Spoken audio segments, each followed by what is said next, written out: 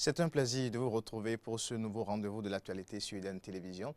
Mesdames, Messieurs, bonjour. C'est le Bulle Info. On commence par l'actualité au Bénin. L'Organisation internationale de la francophonie, en partenariat avec le gouvernement béninois, organise un séminaire sur les politiques publiques de jeunesse et la prévention de la radicalisation et de l'extrémisme violent chez les jeunes. L'atelier a démarré ce lundi et prend fin ce jour, mardi 8 novembre 2016. Une vingtaine de pays africains participent à ce séminaire. Le point avec Laurent Roland-Tony et Denis Maroya. L'Organisation internationale de la francophonie s'engage dans le renforcement des politiques publiques de la jeunesse et la prévention de la radicalisation et l'extrémisme violent chez les jeunes. Elle organise à cet effet, du 7 au 8 novembre 2016, dans un hôtel de Cotonou, un séminaire en partenariat avec le gouvernement du Bénin.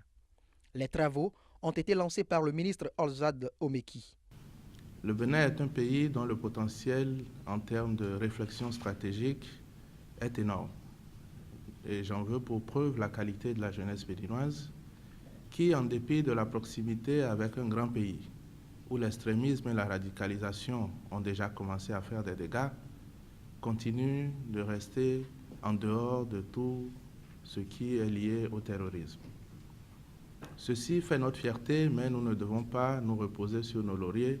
Je voudrais remercier l'OIF d'avoir porté son choix sur le Bénin pour accueillir ce séminaire important et dire à quel point je suis heureux et fier de procéder à cette cérémonie d'ouverture au nom du gouvernement du Bénin. Ce séminaire connaît la participation des cadres des ministères de la jeunesse d'une vingtaine de pays africains, dont le Burkina Faso, le Congo, la Côte d'Ivoire, le Gabon, la République centrafricaine, le Niger et le Sénégal. L'objectif de ce séminaire est de réfléchir sur la problématique de la radicalisation.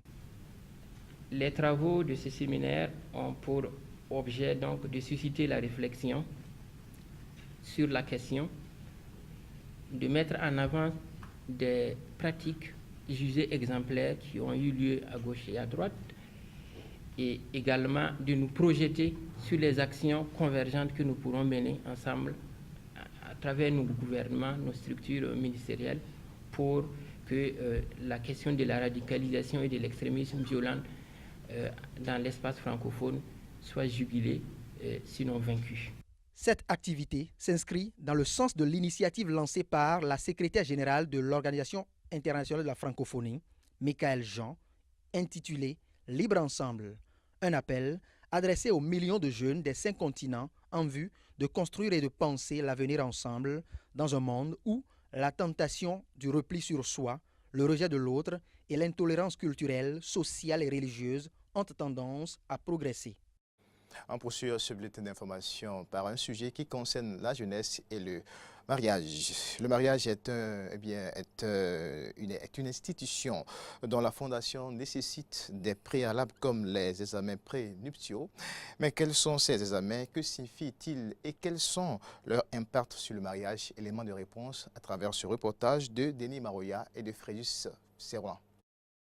Groupage sanguin, facteur Rhésus, sérologie chlamydier, ce sont entre autres quelques examens prénuptiaux auxquels sont généralement soumises les personnes désireuses de convoler en juste noces. Une exigence du législateur est inscrite dans l'article 127 du Code des personnes et de la famille. Mais la liste des tests médicaux prénuptiaux n'est pas exhaustive et sa composition est laissée à la discrétion du médecin. Le dépistage de la syphilis, par exemple, qui est une maladie qui auparavant était une maladie assez grave et qui était contagieuse. Cet examen est conseillé et lorsque l'un des conjoints est atteint, on peut le traiter. Le traitement est assez simple et accessible. Voilà. À part la syphilis, il y a les maladies virales telles que l'hépatite B, l'hépatite C, qui sont également à dépister chez les conjoints, puisqu'il y a des mesures préventives. Les demandes d'analyse faites, elles seront confiées à un laborantin. C'est ici que nous découvrirons le processus de leur réalisation. Nous sommes à Décombré dans un laboratoire d'analyse biomédicale qui a accepté de nous les révéler. Pour le spermogramme, nous déposons la lame sur la platine, nous faisons la mise au point Et le biologiste qui est chargé de faire l'examen voit si entre-temps il y a la présence des spermatozoïdes dans l'échantillon. Quel type de spermatozoïdes? Est-ce qu'ils sont vivants? Est-ce que c'est des spermatozoïdes avec des malformations? Est-ce qu'ils sont viables? Est-ce qu'ils peuvent féconder un ovule? Les durées des examens prénuptiaux varient d'une analyse à une autre. Au bout d'une semaine pour les plus longues, les résultats sont mis à la disposition du médecin pour un but précis. C'est un but d'abord de dépistage de ces affections, de traitement, parce que certaines maladies sont curables. Et ensuite, quand vous pensez à votre descendance, dans le cadre de la drépanocytose, vous savez qu'il y a des mesures préventives. Si vous êtes AS, votre conjointe est AS, il faut savoir qu'il y a une mesure préventive. Si nous nous mettons ensemble, il y a probabilité, il y a risque d'avoir des enfants drépanocytaires. Or, vous pouvez en amont éviter ça sur le plan médical. Autant les examens prénuptiaux renforcent les liens des personnes engagées dans un processus de mariage, autant ils peuvent entraîner leur rupture. J'ai connu 2 couples chez qui nous avons, après la réalisation de l'électrophorèse de l'hémoglobine, nous avons découvert qu'ils étaient porteurs de traits. Mais la sensibilisation, tous les conseils que nous avons apportés par rapport au risque d'avoir un enfant drépanocytaire n'a pas modifié leur entrain. Bon, ils se sont engagés et puis ils se sont mariés. L'un d'entre eux a malheureusement, au cours de la première grossesse, eu un enfant qui était drépanocytaire. Certains arrivent quand même à surmonter cet amour idyllique et se disent, bon, il vaut mieux se séparer et pour ne pas avoir à vivre un cauchemar par la suite. Il ne tient alors qu'à chaque couple de faire un choix judicieux en la matière. On va parler maintenant environnement, toujours au Bénin, des opérations de contrôle anti-pollution démarrent cette semaine à Cotonou et dans les autres centres urbains du pays. Il s'agit des contrôles, réglages des moteurs et des pots d'échappement. L'objectif est de limiter la pollution de l'air par les fumées, des pollutions qui sont aussi en partie responsables du réchauffement climatique. Et voici les précisions. La pollution de l'air par les gaz d'échappement aggrave les effets du réchauffement climatique au Bénin. La fumée dégagée par les pots d'échappement renferme des quantités importantes de monoxyde de carbone, du dioxyde d'azote et des particules d'hydrogène qui se concentrent dans l'atmosphère, dégradant ainsi la qualité de l'air respiré, surtout à Cotonou, le plus grand centre urbain du pays. La pollution atmosphérique, généralement, c'est la pollution atmosphérique due au transport. Et c'est ça qui est la partie la plus importante de cette pollution atmosphérique. Donc, il serait important que chacun de nous fassions un effort au moins pour l'entretien et la maintenance de nos moyens de déplacement. Une étude réalisée en 2013 dans les plus grandes villes du Bénin, à savoir Cotonou, Porto-Novo et Parakou, sur le taux d'émission du monoxyde de carbone et des hydrocarbures révèle que sur plus de 14 000 véhicules contrôlés, 54,5% sont pollueurs. Face à cette situation, les autorités béninoises ont pris plusieurs dispositions. Vous avez une moto à 4 ans aujourd'hui, le gouvernement ne perçoit rien comme taxe en ce qui concerne ces motos pour encourager nos compatriotes, nos citoyens à avoir des motos à 4 ans. En dehors de ces motos à 4 ans, nous avons pris des mesures en ce qui concerne les véhicules à pot catalytique. Vous ne pouvez pas importer au Bénin des véhicules qui ne sont pas munis de pot catalytique. En dehors des véhicules à pot catalytique, le gouvernement a pris d'autres mesures. C'est-à-dire que vous ne pouvez pas importer depuis 2003 des véhicules qui ont plus de 10 ans, si c'est des légers, et qui ont plus de 13 ans, si c'est des poids lourds. Malgré ces mesures et toutes les sensibilisations, les fumées de moteurs continuent de polluer l'air au Bénin avec beaucoup de risques sur la santé de la population. D'où la prise des mesures coercitives par des opérations de contrôle et réglage qui démarrent ce mois de novembre. Cette pollution atmosphérique crée beaucoup de dommages à la santé des populations que nous sommes et à l'environnement aussi. Et pour ce faire, et comme la loi exige le contrôle, exige même des punitions par rapport à ça, et comme nul n'est censé ignorer la loi, alors il faut appliquer les tests pour que nous puissions n'est-ce pas, respirer de l'air pur. La loi prévoit que si vous avez une moto, donc 2 roues ou 3 roues, donc il s'agit des cylindres supérieurs à 100 mètres cubes, inférieurs à 100 mètres cubes et supérieurs à 100 mètres cubes, donc 2 roues et 3 roues, vous payez 10 000 francs. Quand vous êtes dans un véhicule léger, personnel, vous êtes à 20 000 francs. Quand vous êtes taxi, vous êtes à 25 000 francs et pour les poids lourds, vous êtes à 35 000 francs. Combattre la pollution de l'air, c'est contribuer à lutter contre le réchauffement climatique, un problème environnemental d'ordre mondial. Et puis le réchauffement climatique est au cœur des débats depuis ce lundi matin à Marrakech, au Maroc. Il s'agit de la 22e conférence des parties sur le climat. Les États du monde se sont réunis pour s'accorder sur l'application de l'accord de Paris. Pour ces premiers jours, les quelques 15 000 participants à la conférence annuelle de l'ONU, négociateurs élus, scientifiques, ONG, entreprises, devront avoir largement l'esprit outre-mer où se joue la présidentielle américaine. C'est Ségolène Royal, ministre français de l'Environnement, chargée des relations internationales sur le climat. C'est elle qui a donné le top à cette conférence. Suivons un extrait de son discours. Les pays les plus riches vivent comme s'il y avait 3 planètes. Les pays les plus pauvres, comme s'il n'y en avait déjà plus. Alors je demande une nouvelle fois de la justice climatique et en particulier pour l'Afrique. C'est le grand défi de la COP22. Sur les 50 pays les plus meurtris par le réchauffement climatique, 36 se situent en Afrique subsaharienne. D'ici 2050, la population sur ce continent va doubler et atteindre plus de 2 milliards d'habitants. Une course contre la montre est désormais engagée. Nous sommes en train de construire un processus.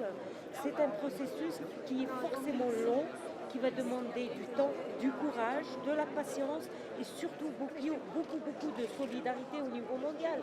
Nous sommes en train d'enclencher une transformation globale de tout le mode d'industrialisation, de consommation qui nous interpelle sur le changement des pratiques au quotidien du citoyen. Voilà quelques déclarations à la cérémonie d'ouverture de la COP 22 qui intervient un an après la COP 21 qui a débouché sur l'accord historique sur le climat, un accord déjà ratifié par au total 100 pays sur les 195 qui ont ratifié la Convention 4 des Nations Unies sur les changements climatiques. Voilà, l'actualité oblige. On revient maintenant sur la revue de presse internationale avant de poursuivre cette édition.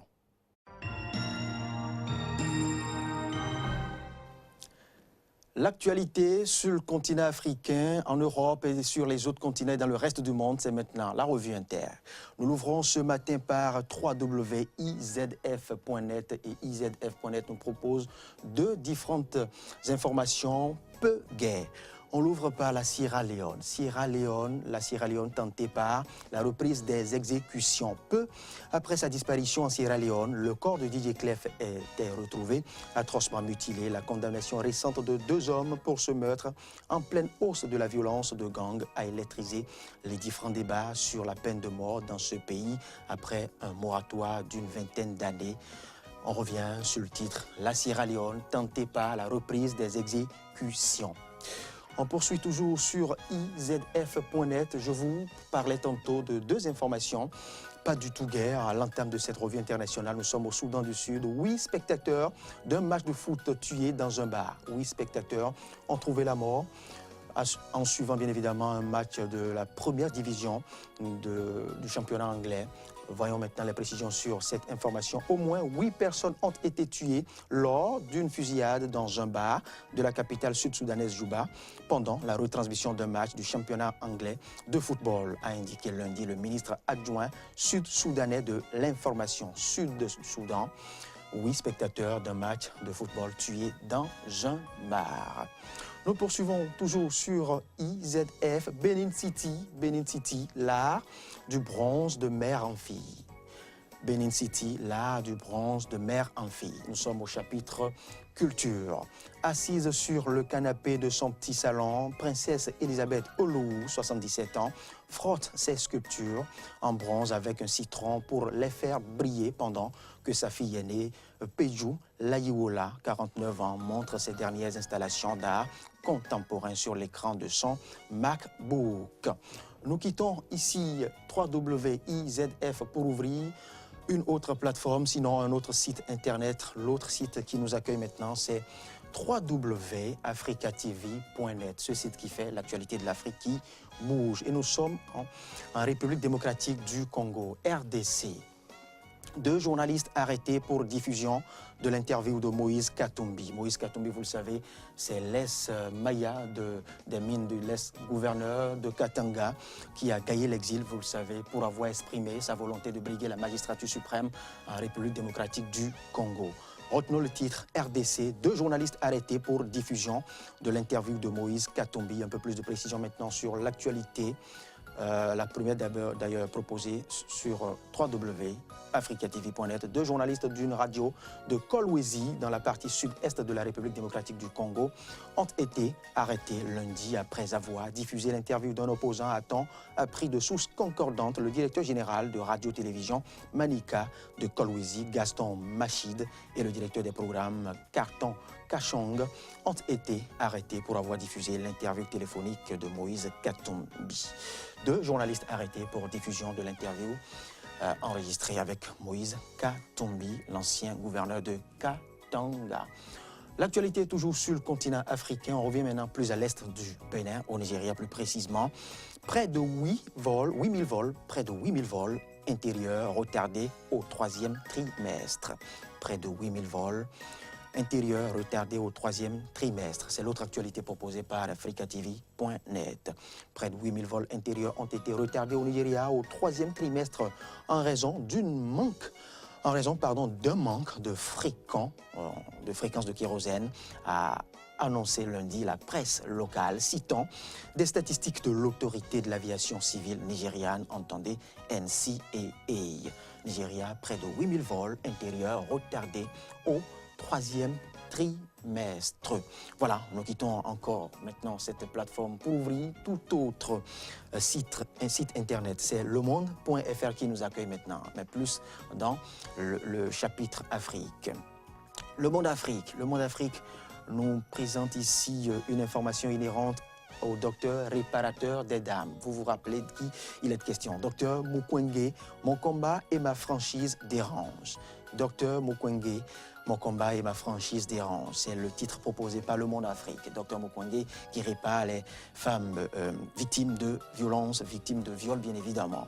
On l'appelle réparateur des dames. C'est à lire dans un entretien proposé par Le Monde Afrique. Le gynécologue congolais publie Plaidoyer pour la vie qui retrace le parcours de celui qu'on appelle l'homme qui répare les femmes. Voici celui qui se cache derrière ce nom, le docteur Mukwege, le réparateur des dames. Voilà, c'est son image que vous voyez là à l'écran de Eden Télévision. Avant de quitter maintenant Le Monde Afrique, je vais vous proposer 3 autres titres pêle-mêle. 3 autres titres pêle-mêle à savoir COP22, les 5 travaux de Marrakech. COP22, les 5 travaux de Marrakech. Une autre enquête à lire proposée par cette rédaction du Monde Afrique est intitulée comme ceci. Alessandre Djouri, le petit caïd devenu l'encombrant ami de Sarkozy. Alessandre Djouri, le petit caïd devenu l'ami encombrant de Nicolas Sarkozy. Point de vue maintenant, nous sommes au Togo. Point de vue au Togo, Manuel Valls a contre-histoire. Au Togo, Manuel Valls a contre-histoire. Et l'actualité a bien été illustrée par l'image du Premier ministre français Manuel Valls, que vous voyez là dans un bain de foule sur le continent africain, plus précisément au Togo.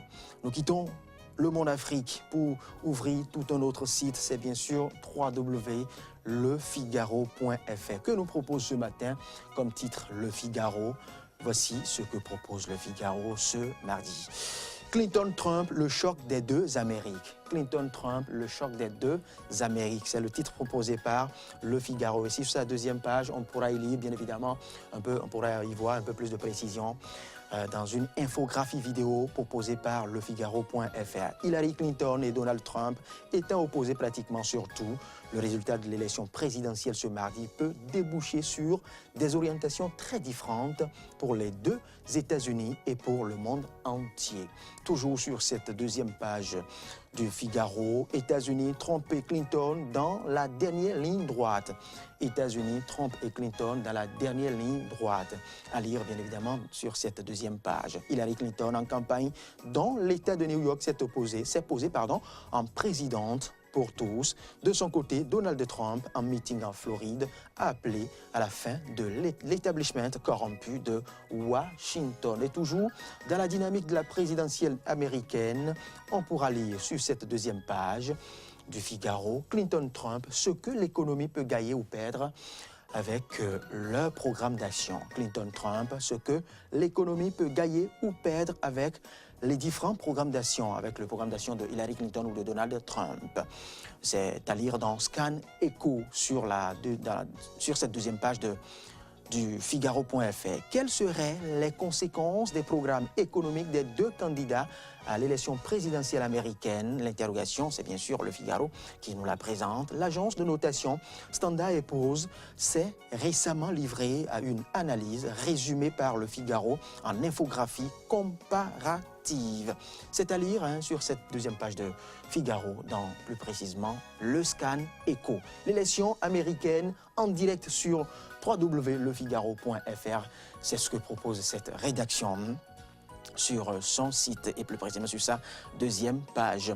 Nous poursuivons, nous allons, mettre un terme à cette randonnée sur ces différents sites. Vous le savez, on a parcouru ce matin africatv.net, Le Monde Afrique, Le Figaro, IZF. Voilà, c'est tout pour cette revue de presse internationale. Rendez-vous demain pour un autre point sur les différentes plateformes.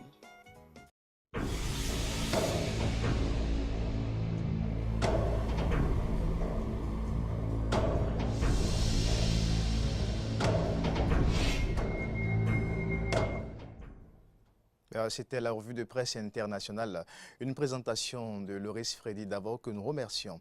Au passage, on va poursuivre avec l'actualité inter, mais d'abord l'actualité sur le continent. La Sierra Leone a commémoré avec 3 minutes de silence la fin de l'épidémie.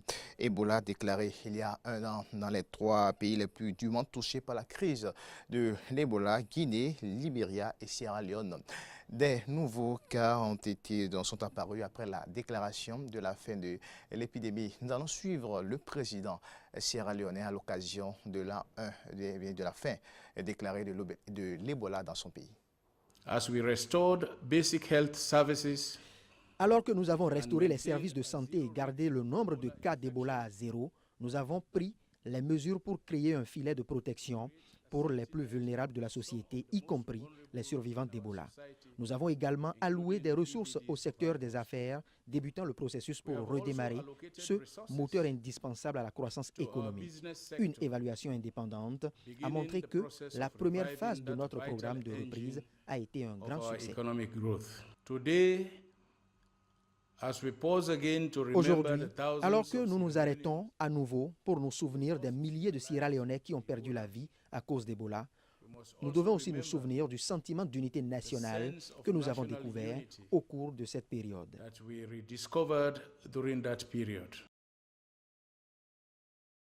Faustin Archange Touadéra est en visite à Abidjan depuis ce lundi. Il est en Côte d'Ivoire pour assurer son homologue Ouattara sur la sécurité dans son pays et attirer les donateurs et bailleurs de fonds. Il a également rencontré les dirigeants de la Banque africaine de développement BAD pour leur présenter un programme intégré afin de relever le chaos économique causé par une longue série de marasmes communautaires après le renversement en 2013. De François Bozizé, suivant un extrait de la déclaration de Faustin Archange Touadéra et de Alassane Dramane Ouattara. La crise que la centrafricaine a connue et qu'on a voulu transformer en une crise confessionnelle est d'abord un problème de sous-développement.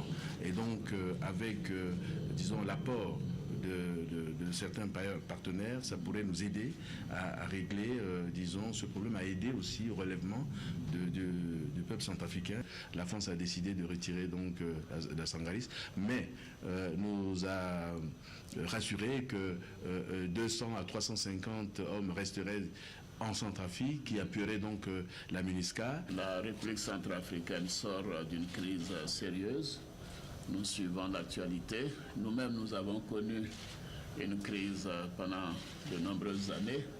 Et donc, ce sera l'occasion d'échanger notre expérience avec vous et vous dire comment, par étapes, nous avons pu surmonter cette situation post-crise pour que la Côte d'Ivoire connaisse enfin la paix. Faisons maintenant un tour en France avant de boucler cette édition. L'attentat de Paris, un an après, Molenbeek veut redorer son image. Base arrière des commandos djihadistes qui ont frappé Paris, à la commune bruxelloise de Molenbeek essaie un an plus tard de redorer son image en usant sur une sécurité renforcée, mais aussi en mettant en avant des projets culturels et sociaux. Suivons le reportage. Après les attentats du 13 novembre, Molenbeek a été pointé du doigt.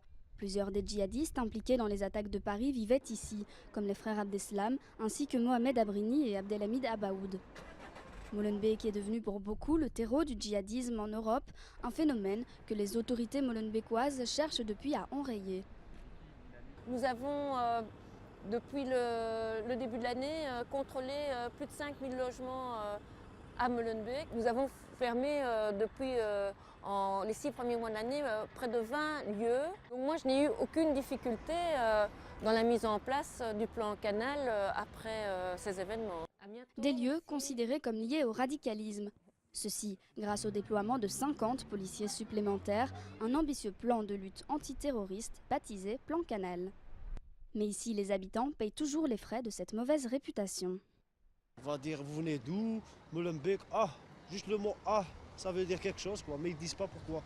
Même en France, quand tu dis Molenbeek pour eux c'est terroriste, quoi. Même si on veut partir de Molenbeek, aller dans une autre commune, on vous dit on venez de Molenbeek, on va vous téléphoner, travail, on va vous téléphoner. Ils ne retéléphonent pas du tout, ça veut dire que vous êtes sur une liste noire. Un coup de projecteur qui a pourtant profité à plusieurs startups. Ça nous a ramené énormément de contacts et beaucoup d'implications de beaucoup d'acteurs privés. Avant, on n'entendait pas parler de Molenbeek, donc on était inconnus, ce qu'on faisait c'était inconnu. Maintenant, on a beaucoup plus d'attention. Et cette grande commune aux nombreux espaces verts peut miser sur son dynamisme pour faire taire les préjugés. Avec plus de 1500 associations, de nombreux centres sportifs et culturels et un nouveau musée consacré aux arts de la rue, ouvert en avril 2016. Le MIMA est venu s'installer au bon moment pour les Bruxellois qui attendaient vraiment d'avoir quelque chose de positif dans leur ville et le MIMA est sorti de terre un peu dans ce contexte.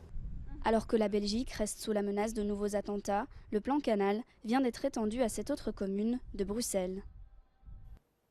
Bulle Info, le rendez-vous de ce mardi, Stop est fait. Merci d'avoir été au rendez-vous. Retrouvez la grande édition de la mi-journée tout à l'heure à 13h avec Arnaud Moury Agua. Quant à moi, je vous retrouve encore demain à 10h. Bonne suite des programmes sur UDN Télévision.